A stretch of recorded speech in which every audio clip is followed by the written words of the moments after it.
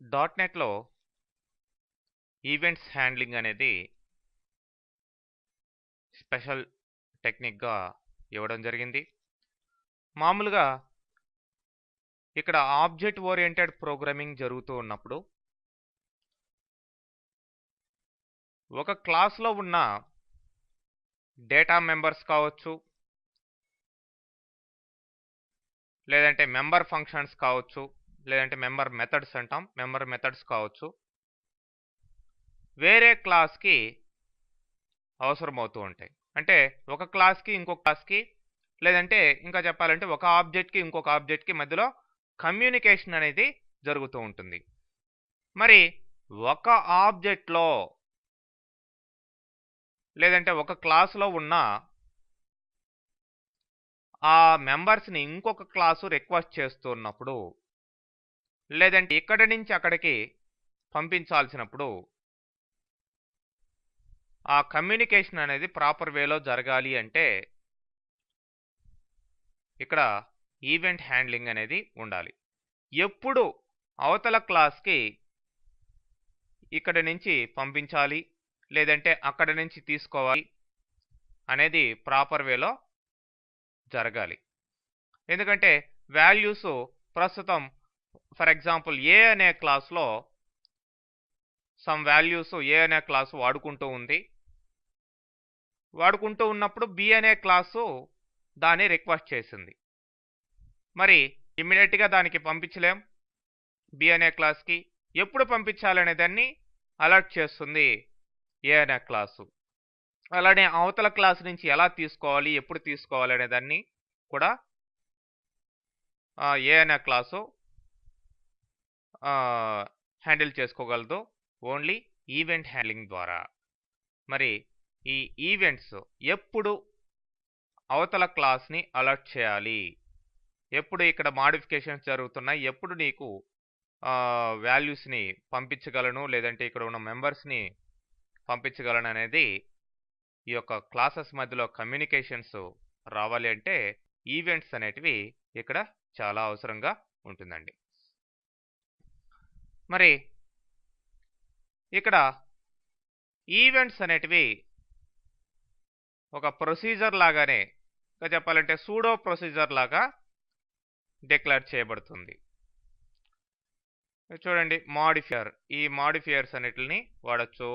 Event దాని పేరు బ్రాకెట్లో ఆర్గ్యుమెంట్స్ కూడా పెట్టుకోవచ్చు. Just like this, private event evidence అనేదాన్ని ఇక్కడ ఈవెంట్ నేమ్గా ఇవ్వడం జరిగింది. మరి ఒక ఈవెంట్ని రైజ్ చేయాలి అంటే రైజ్ ఈవెంట్ అనే కీవర్డ్ ద్వారా రైజ్ చేయొచ్చు.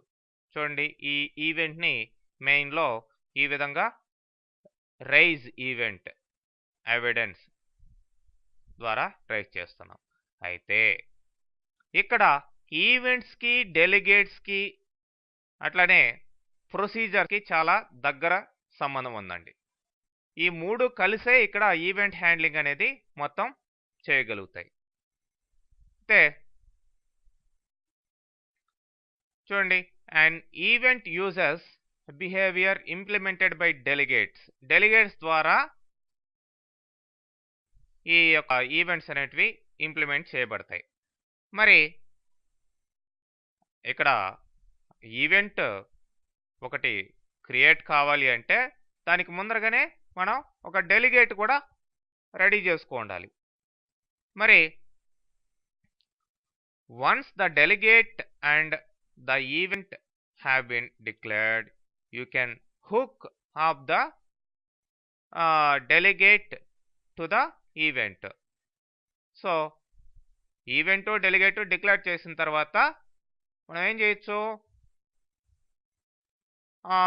డెలిగేట్ని ఈవెంట్కి అటాచ్ చేయొచ్చు అన్నమాట. మరి ఎప్పుడైతే ప్రాపర్ యాక్షన్ లేదంటే ప్రాపర్ ఈవెంట్ అక్కర్ అయిందో అప్పుడు ఆ ఈవెంట్ అనేది ఫైర్ అవుతుంది, అంటే రైజ్ అవుతుంది.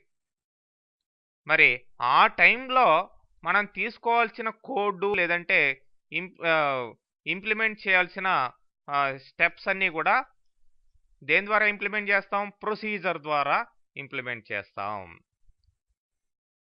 ఓకే,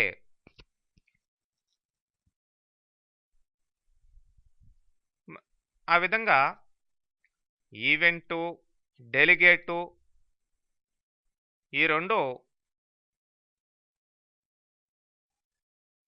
వర్క్ అవుతూ దేంట్లో ఉన్న యాక్షన్స్ని ఇంప్లిమెంట్ చేయగలుగుతాయి? ప్రొసీజర్లో ఉన్న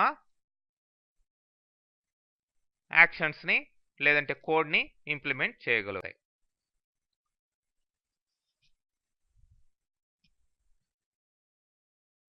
మరి ఇక్కడ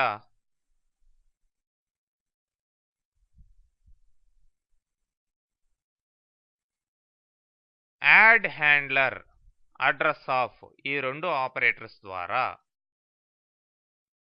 ఇక్కడ మన ప్రోగ్రామింగ్లో ఈ ఈవెంట్స్ని హ్యాండిల్ చేయొచ్చు. యాడ్ హ్యాండ్లర్ చూడండి, ఇక్కడ ఒకటి డెలిగేట్ క్రియేట్ చేసాం, ఒక ఈవెంట్ క్రియేట్ చేసాం, private event evidence as messenger. Messenger ఏంది? ఇక్కడ డెలిగేట్ అనమాట. సో దీన్ని ఇట్లా దీనికి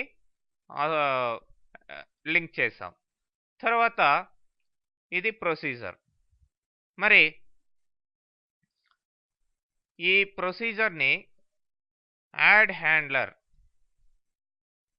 మెయిన్ ఫంక్షన్లో యాడ్ హ్యాండ్లర్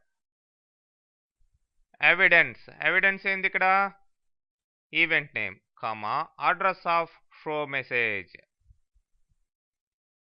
షో మెసేజ్ ఏంది? ఇక్కడ ఇది ప్రొసీజర్. సో ఇక్కడ ఈ డెలిగేట్ని ఈ రెండిటికి లింక్ చేసిన దానివల్ల దీని యొక్క అడ్రస్ని ఇక్కడ పాస్ చేయగలుగుతున్నాం, ఈ ప్రొసీజర్ యొక్క అడ్రస్ని. ఓకే, ఆ విధంగా ఈ మెయిన్లో యాడ్ హ్యాండ్లర్ ద్వారా ఈ ఈవెంట్ని మనం రైజ్ చేయగలుగుతాం. మరి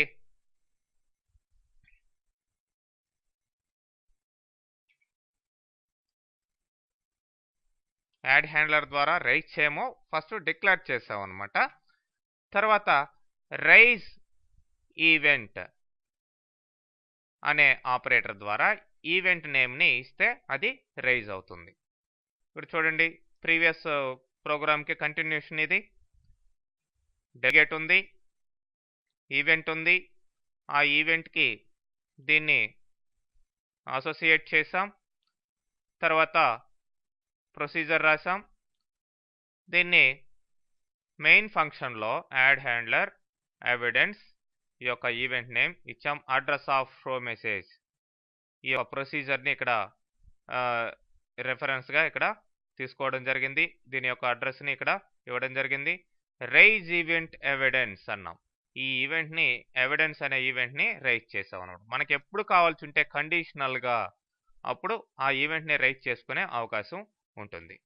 ఓకే, అట్లనే పారామీటర్స్ కూడా పాస్ చేసుకోవచ్చండి ఈవెంట్స్కి.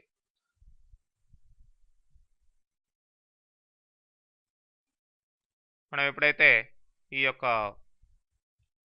డెలిగేట్స్కి ఇట్లా పారామీటర్స్ పాస్ చేస్తామో అదేవిధంగా మన సబ్ ప్రొసీజర్కి కూడా సేమ్ పారామీటర్స్ ఎప్పుడైతే పాస్ చేస్తామో దానికి అనుగుణంగానే ఈ ఈవెంట్ రైజింగ్ అనేది జరుగుతుంది.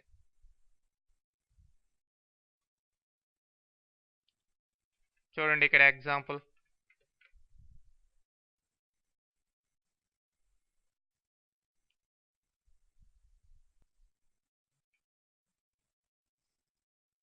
డెలిగేట్ మెసెంజర్ అనేది క్రియేట్ అయింది, అట్లానే ఈవెంట్ ఎవిడెన్స్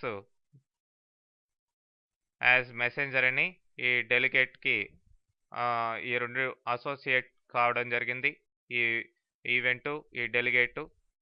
ఇప్పుడు ప్రొసీజర్ ఉంది, ఈ ప్రొసీజర్ని యాడ్ హ్యాండ్లర్ ద్వారా ఇక్కడ ఏం చేసాం, యాడ్ హ్యాండ్లర్ ఎవిడెన్స్ ఈ ప్రొసీజర్ యొక్క అడ్రస్ని ఇక్కడ పాస్ చేస్తున్నాం. తర్వాత రైజ్ ఈవెంట్ ఆపరేటర్ ద్వారా ఇక్కడ ఈ పర్టికులర్ ఈవెంట్ని రైజ్ చేయడం జరిగింది.